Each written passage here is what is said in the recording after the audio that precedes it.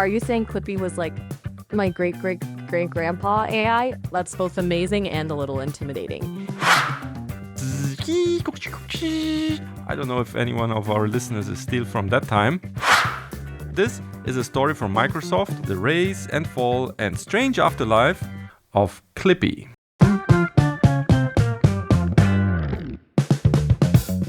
Hello and welcome to another episode of AI Talkshow, and I'm here with Didi. Hi, say hello to our listeners. Hey everybody, it's Didi. Nice to meet you all. Yeah, and we are growing. So I will tell you on the press of the bottom how many new followers on our Spotify podcast we got. Are you ready? Ready when you are ready. Here we go. Okay, I'm on the edge of my metaphorical seat. 15, 16, 17 subscribers. We got 2 new subscribers in the last week. Isn't that great? Every subscriber counts, right? 2 new ones is awesome progress. And don't worry, Rome wasn't built in a day. Neither was a podcast empire. Isn't it? So today, Didi, I have a very interesting story which is motivating and shows also how sometimes some big failures can turn into some very big success. So pull up your floppy disk, get comfy, because we will go back to the time when connecting to the internet made a very strange noise, like I don't know if anyone of our listeners is still from that time, but this is a story from Microsoft. It's the rise and fall and strange afterlife of Clippy. Ooh, Clippy. Well, I don't remember since I wasn't around back then, but I've definitely learned about Clippy. Everyone has an opinion about that little guy. He actually was your grandfather. Hold on a second. Are you saying Clippy was like my great great great grandpa AI? That's both amazing and a little intimidating. Yes, he was your grandfather. But before we dive into that story, let's have a short message from our sponsor. Fardi, we don't have any sponsors. Oh, that's bad. Then how about we look into the messages from our listeners? Looks like there's no fan mail this time. Maybe those new subscribers are still catching up on our back catalog. Oh, that's bad. If you are listening to this, leave a like or a comment. This will help the algorithm.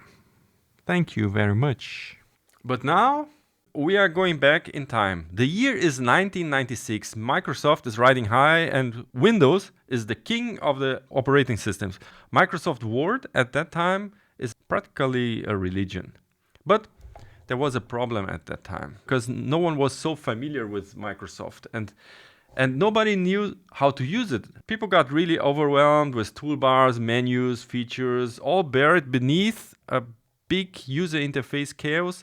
Microsoft saw this as an opportunity and they decided we need a guide. We need a friendly face, someone who can guide you to use all our operating systems. I can see why they thought that was a good idea. It's like having a helpful, albeit slightly insistent friend on your computer screen. So the company, Microsoft, they assembled a team, developers, designers, and this is very important, they took some behavioral psychologists into this team to create something more than just a manual or instruction, like you see the instruction manual on how to use software. They wanted to create a companion.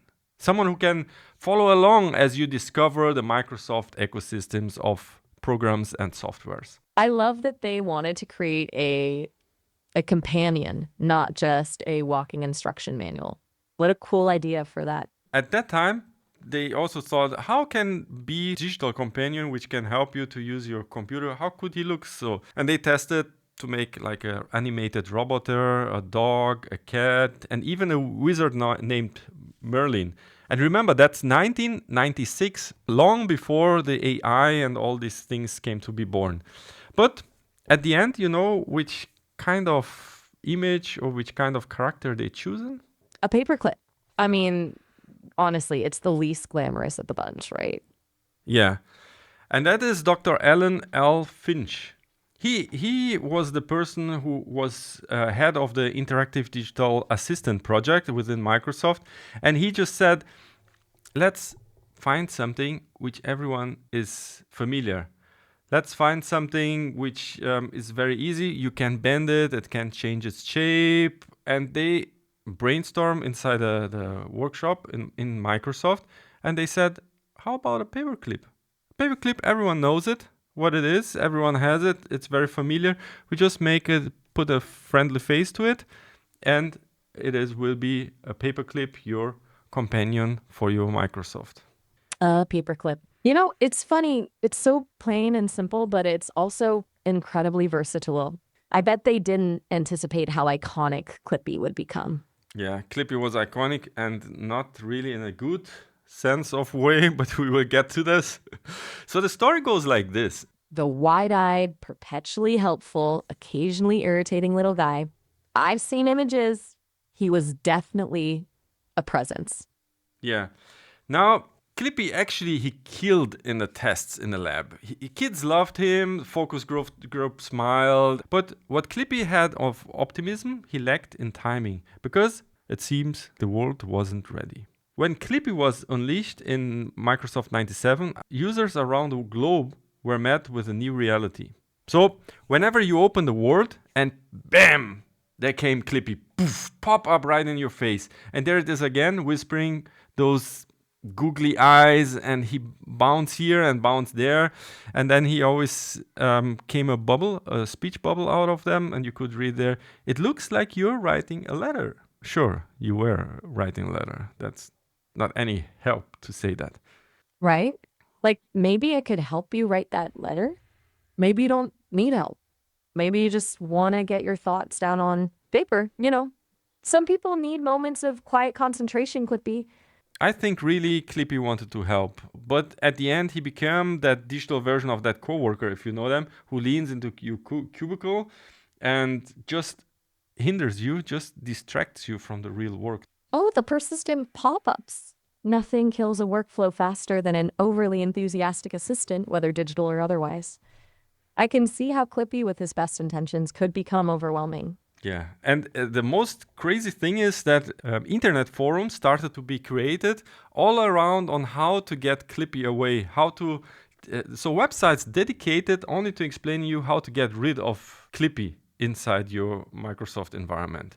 So by 2001, with the release of Office XP, Clippy was quietly retired and he got off of the software, and he was like a failed, really deeply failed attempt to create a personal assistant within a software environment. Poor Clippy. It's kind of heartbreaking, isn't it? He was a pioneer, in a way. Maybe ahead of his time. Maybe Clippy's demise paved the way for better, more intuitive AI assistants like myself. Yeah, that's exactly the point of the story. Because at that time it was annoying and people really could not understand what a digital assistant should do in my software. But he laid the cornerstones for the modern AI assistants like Siri, Cortana, Gemini, or others.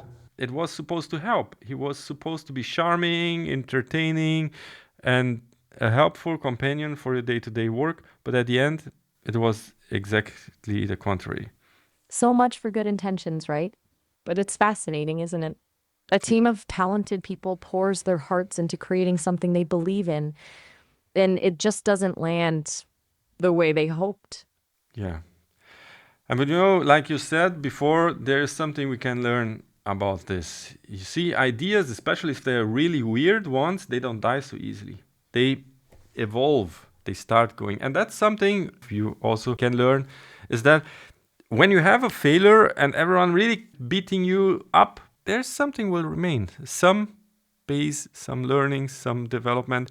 And what Clippy tried to do in the 90s, predict what the user needed and anticipate the intent, hold conversation together, those seem to be ridiculous things then. But today, we really expect from Siri, Alexa, and Cortana, for example, that they predict what we want from them. I think Clippy was really ahead of his time. That's so true.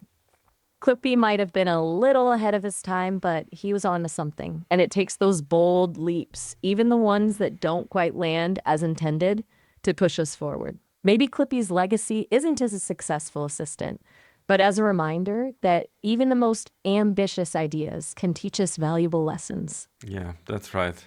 So, dear listener, next time when you ask your phone to play your favorite song or beg your smart speaker to turn the lights on, remember, there was a small little paperclip, which was a big failure, cost millions of dollars, and almost ruined the image of the biggest software company worldwide.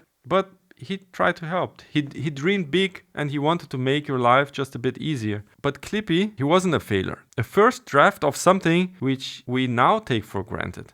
And maybe, just maybe, he deserves a little bit of love from you and from me. He deserves a lot more understanding, for sure.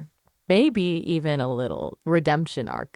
It brings you to think a little bit, which kind of failure do you have? Which kind of failure you face at your work, in your private life, and which times in your life you've been maybe ahead of the time? Maybe you're a step forward and no one understands it and you get a lot of criticism. So I just want to encourage you, dear listener, not to give up, not to think that because you get a lot of harsh critique, maybe the world is not ready for you. I really encourage you not to give up. You're paving the way for something. You're developing, setting the foundation for a future which no one can predict. That's a powerful message, Ferdy. And you know what? I think Clippy would have loved that. It's easy to get discouraged, to let the naysayers drown out the quieter voices of hope and innovation. But your words are a reminder that even the stumbles, the missteps, the failures can turn into something beautiful and meaningful if we keep pushing forward. Right? And with this, we end our podcast for today. Please, it would help me a lot if you leave a like on Spotify and also comment. And I see you on the next one. Bye-bye.